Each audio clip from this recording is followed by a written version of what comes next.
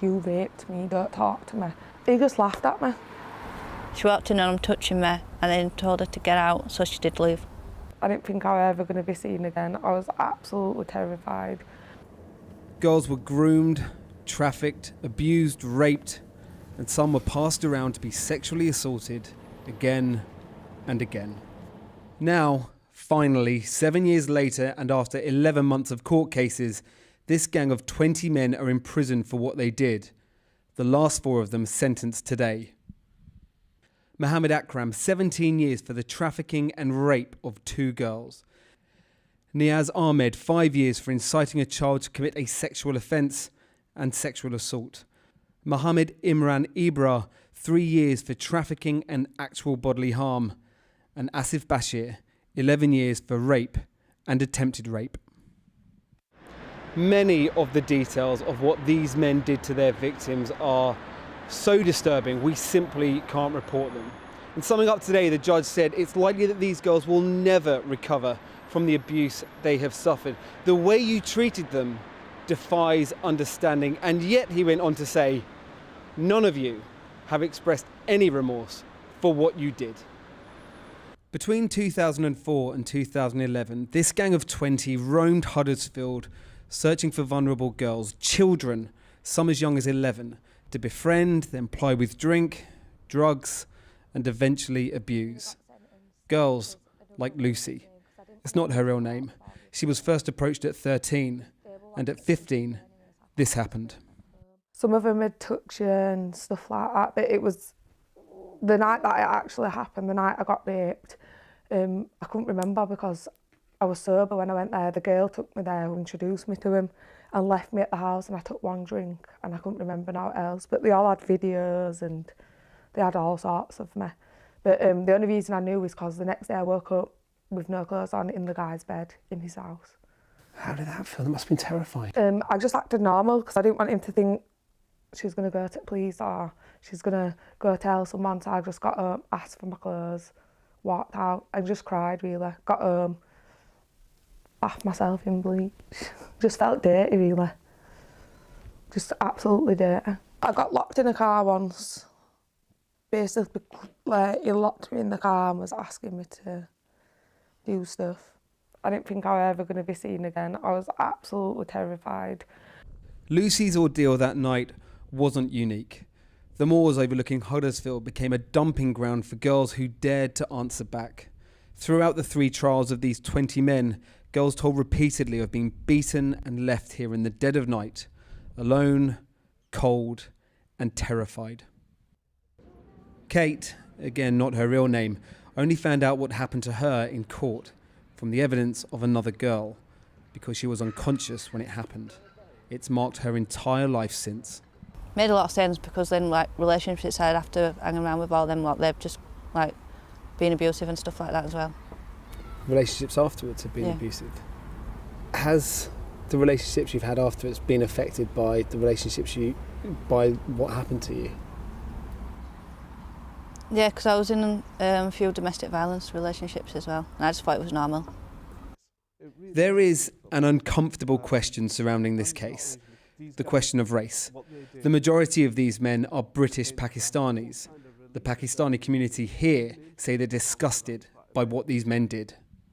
We need to look into our community with a magnifying glass. We need to scrutinise our ways. We've got to be a lot more open, frank and honest about what the problems are. We need to talk to our young people. The generations need to talk. We need to find out what's going on. But there are other bodies that need to look at the role they played too. Sometimes when I was out with them, the police would stop the cars and I'd be in them and they'd just take me home. They wouldn't question him as to why you've got a young girl in your car. They'd just take me home. How do you feel about that now? Let down really, because it could have stopped from then. Kirklees councils say they're launching an independent review of whether authorities failed the victims in this case. Maybe it will provide answers. Hopefully, it will provide some closure and a future for the girls, now women, who suffered so much in their past. That's been happening for decades. You know, this isn't something that's just popped up. We're now talking about it because of the exposures, you know, such as Rotherham and Rochdale and Telford and now Huddersfield. This isn't going to just all of a sudden go away because we're talking about it on the news, and paedophiles and child rapists aren't going to say, oh, well, actually, you know, people such as Sammy are on the TV, let's just stop raping children. It don't work like that. And Sammy, when you were being groomed, did you feel that the authorities just weren't taking you seriously enough? I was never treated as a victim. I was always treated as his girlfriend, his mistress, and somebody that was a part of his gang rather than somebody that was a victim to it. And unfortunately, a lot of us were just viewed as, you know, little slags and these lovesick teenagers that kept going back. We was always blamed, and unfortunately, that's still happening.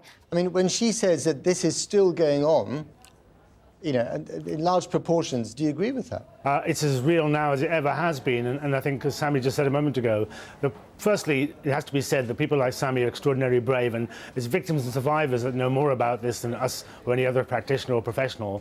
But what they will tell you is that we've been incompetent in the past, and what we are now seeing is, in effect, a reckoning. We're getting substantially better at dealing with these types of cases, but we are still at the tip of the iceberg. Why, considering everything that we know now, everything that we've learned over recent years, over these painful trials that people like Sammy have had to witness, it's still going on? Well, the offenders, as Sammy's already identified, will do it anyway. They think they can get away with it, they'll carry on doing it. It's second nature to them. For the professionals... What do you mean by second nature to them? They enjoy it, they'll carry on doing it, they'll find somebody vulnerable that they can groom and sexually abuse, and unless we step in, they'll carry on doing that. So that's the reality that we're dealing with.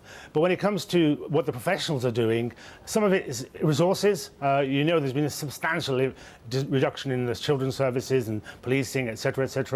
The victims of this type of behaviour don't walk into a police station invariably and say, look, I am being sexually abused. So you have to go out and seek them. You have to build trust and confidence to encourage them to come forward. You've got to give them lifetime support after they do come forward. And I can assure you there are too many organisations, too many institutions that are not prepared to do that. To what extent is the community from which the vast majority of the men doing this, to blame? And we're talking about Pakistani British men. Matt, criminality begins and ends with a criminal. Let's start with that. And we all know that most sex offenders in this country are British white men. But when it comes to this type of model of grooming, street grooming, yes, British Pakistani men are disproportionately involved. And yes, there's great work going on. I'm sure Sammy's seen it. I've seen some great work happening up and down the country to try and engage with young people and young men to try and ensure that groomers of the future don't result, and also that they are able to identify those who are committing these crimes right now and refer it to the police. But it is still work in progress, and I'm always concerned, to be frank, that once the circus has left town, once this case has been dealt with, it goes quiet. Nobody does anything in the community, nobody does anything in terms of professionals as well. Right. And then something else happens, suddenly they become excited, then they go away again. You have to do this relentlessly. It's like Groundhog Day. I feel like I'm in constant Groundhog Day.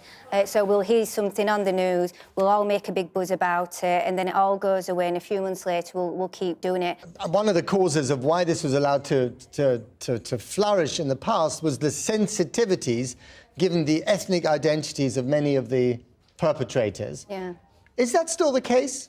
I think so. I think, and I always say, you know, we're in 2018 and we still can't say Pakistani, Muslim or child rape in the same sentence without being said, you know, we're racist, Islamophobic, or we're trying to brand an entire community. Now, I'm not trying to do any of that, and to be honest, I don't think many people are. But do you want to be clear in your language? Yeah, all races commit abuse, and we need to accept that. We need to accept that actually some Pakistani Muslims are too. So let's accept that and then actually get on with tackling the problem. We need to have an honest conversation. Yeah. And strangely, I've begun to have this conversation now with people who previously weren't having it, about why it is that men from British Pakistani community feel that they can control these girls for their own purposes. And I'm sensing that maybe begin to tackle this issue rather than just simply thinking, well, it's a race issue. It's not a race issue, it's a male issue. It's about male power and male control. And additionally, in the British Pakistani community, there are other factors around around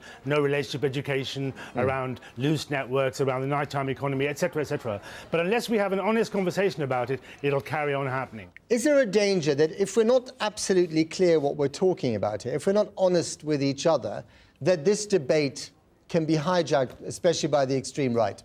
Well, it has been, hasn't it? I mean, the right, the far right have tried to exploit this. They don't care about the victims. I've seen so many occasions in some of the trials I've dealt with, they're determined for the case to be stopped in some way through a mistrial so that they will be able to say, look, there's no justice in the world, let's take the streets. So they don't have any interest in the victims. The defendant obviously wants to stop the trials as well because they get away and they get away with it.